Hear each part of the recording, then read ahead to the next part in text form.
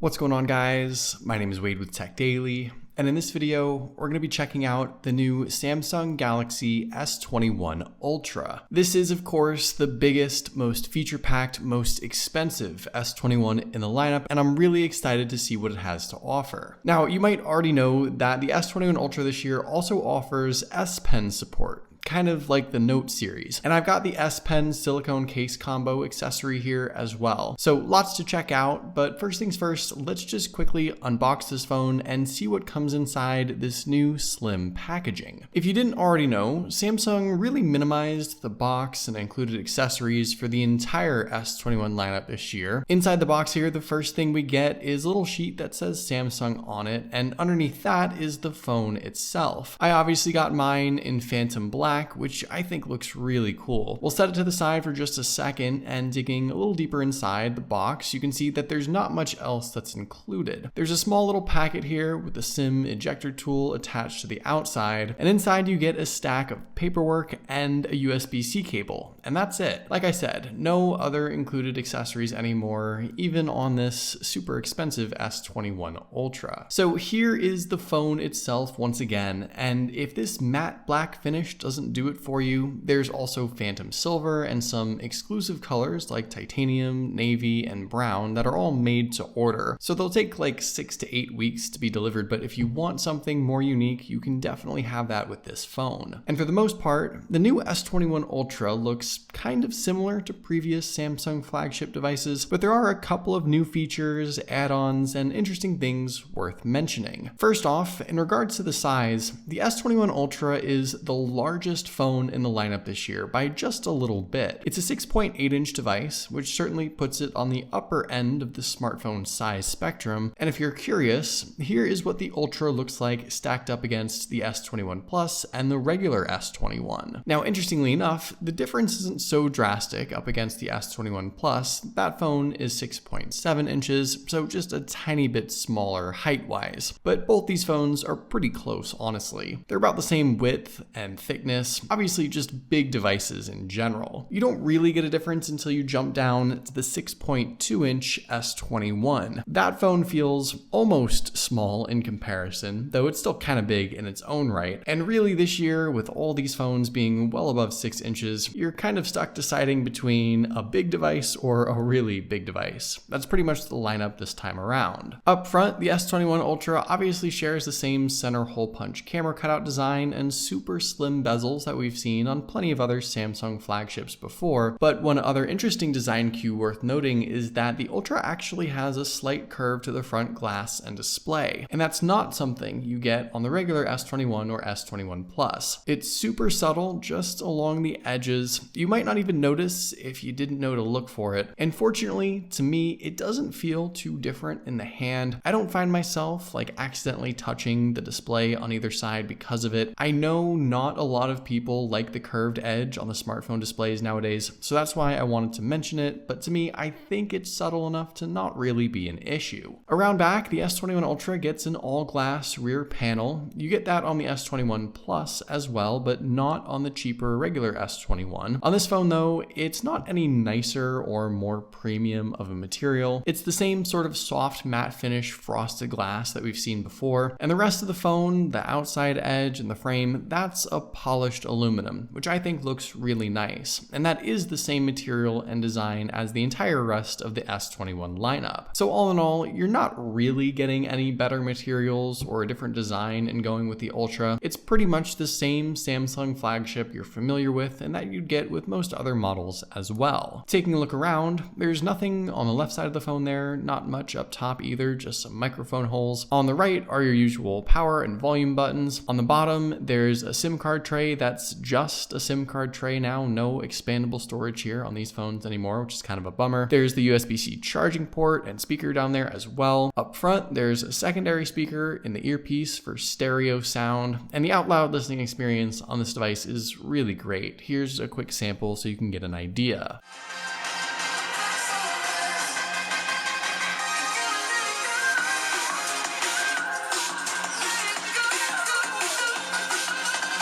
Now around back, the camera setup there is probably the thing that stands out most about this S21 Ultra, and for good reason. It's quite the setup. You've got a 108 megapixel main lens, a couple 10 megapixel telephoto lenses for crazy zoom capabilities. There's an ultra wide lens, some additional sensors for video stabilization, and I'll go more in depth with all that in just a second, but I do just want to point out that physically, while the lenses are bigger and there are some additional ones and sensors and things, the camera module on this phone isn't as obnoxious as it maybe was last year on the S20 Ultra. It sticks out about as much as the other S21 devices now. It is still quite a bit wider though, and in the hand, I do think I noticed that sort of top-heavy feel you might get with potentially some extra weight from the chunky camera setup. It's not bad. The phone isn't gonna like slide out of my hand because of it, but it is something that I do notice with this whole thing, so I figured I'd just point that out. So we'll get back to the phone in just a minute, but one of the new sort of features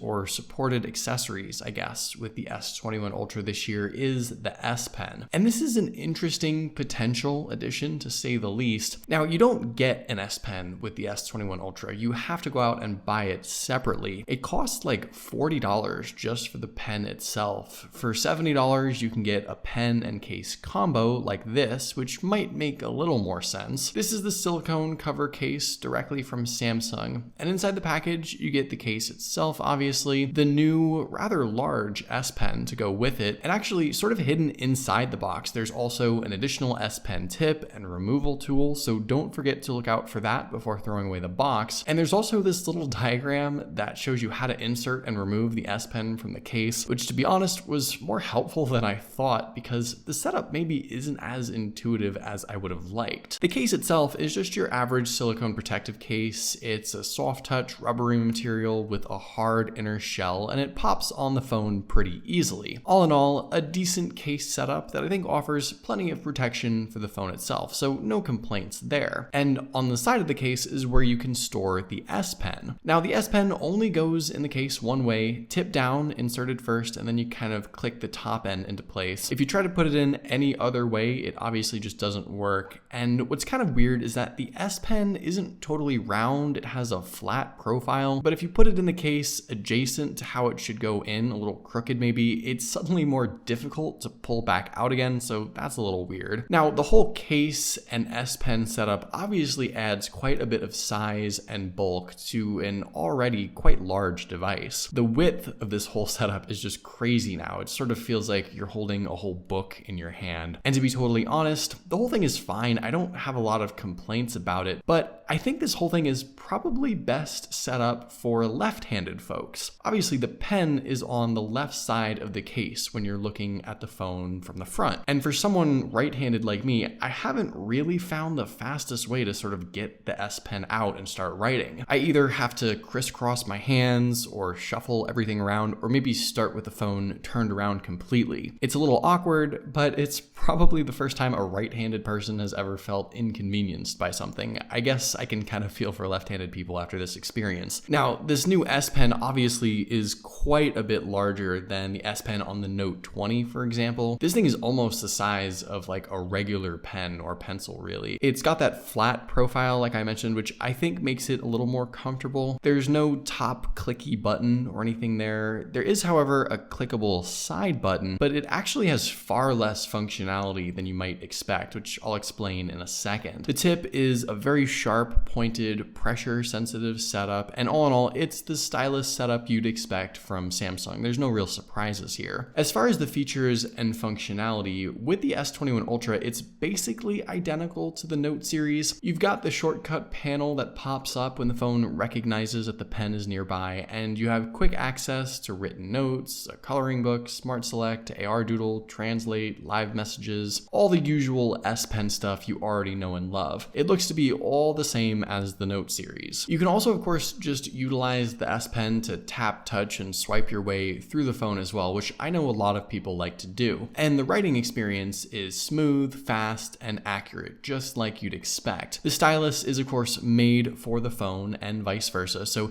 you have the nearly seamless and lag-free writing experience that I think Samsung is known for on these products, which is great. So a couple other important things to mention with this whole setup. If you want to just use the stylus by itself and not have the case installed at all on the phone, that's fine, you can do that. The case isn't connected to the phone or the stylus or anything like that. The stylus is just automatically recognized when it's very close to the screen of the phone. And this stylus only works with the S21 Ultra. You can't buy it and use it with the S21 Plus or regular S21, for example. It isn't compatible and won't be recognized. So if you want this stylus, you have to buy the Ultra. And one other thing to go over, this current S Pen stylus isn't one of the fancy new Bluetooth enabled ones with like AR gestures and additional button controls for selfies and things. Samsung says that stylus, which they're going to call the Pro version with the Bluetooth features, isn't coming until later this year. This current stylus does have a side button with like super limited functionality. It's sort of just like an additional select button when it's very close but not quite touching the display. But yeah, not much more than that. So while it's very much a high-end Samsung stylus as it is,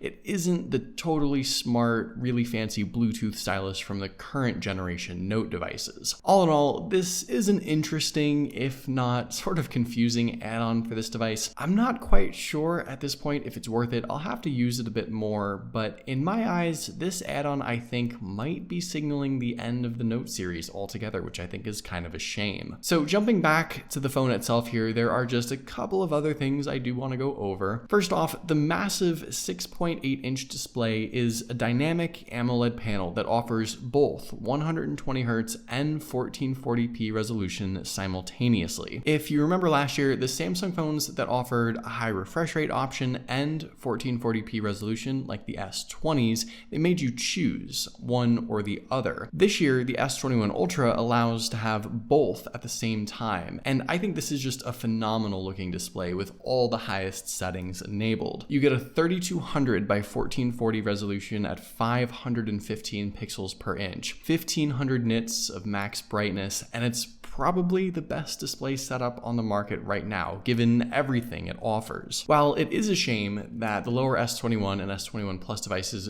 don't get the higher resolution at all, I think if you're gonna offer it, having it paired with 120Hz altogether is the way to go, and I can sort of see why Samsung offered it just on this S21 Ultra. It's really great, and honestly might be one of the most enticing sets of features about this phone. Underneath the display is a brand new fingerprint setup as well. You do get this on the other S21s, and it's just so incredibly quick. You barely even need to tap your finger on the display and it opens right up. It's really good and a noticeable, significant improvement over previous years. There's also face unlock as well, and that too is very fast. Inside, the S21 Ultra obviously packs the latest 2021 specs, as do all of these new Samsung flagship phones, but you do get a little more in going with this phone instead. The processor is going to be the same, either the Snapdragon 888 or the Qualcomm 2100, but you can get 12 or 16 gigs of RAM versus just 8 on the other S21s, and up to 512 gigabytes of internal storage. So you can really spec this thing out if you want. Obviously, it's already going to be a lightning fast and incredibly powerful device anyway, but there's a ton of potential here to maybe make this one of the most powerful devices you can buy. There's also a slightly larger battery inside this phone as well versus the rest. It's a 5000 milliamp capacity. Now, if you run the 1440p resolution with the high refresh rate at max brightness, the extra battery certainly won't matter. You'll probably even get worse battery life than the rest of the S21s, honestly, at that point. But potentially, this S21 Ultra might be able to last just as long or maybe a little longer than the rest under the right conditions. And finally, let's just briefly talk about all those cameras around back. Now, I'm obviously going to have some dedicated videos and camera comparisons coming soon, but the setup on this phone, I think, is not only just really ridiculous, but much more refined than last year's S20 Ultra as well. There are a lot of things you get on this phone that you do get on other devices now, including the the 8K video recording, but you're gonna get things like enhanced video stabilization, way more potential with the powerful main lens for every shot, and of course there's the 100 times zoom. And just taking a quick sample shot here with all that zoom, in my opinion, this is a much improved and way more usable sort of setup than last year, and I'm really excited to put it to the test. Also, the selfie camera on this phone is quite a bit better than the other S21s as well. You get a 40 megapixel lens up front on this phone, and the results here look amazing as well. All in all, I'm really looking forward to putting this phone to the test in the coming weeks to see what it is capable of. So there you go. Those are all of my initial thoughts and first impressions on this new S21 Ultra. What do you guys think? Is this still the ultimate Samsung phone? Is it something maybe you're considering right now? Let me know in the comments down below. I'd love to know your thoughts, of course. But hopefully you guys did enjoy this video. Be sure to follow TechDaily on Twitter and subscribe to the TechDaily YouTube channel if you haven't already,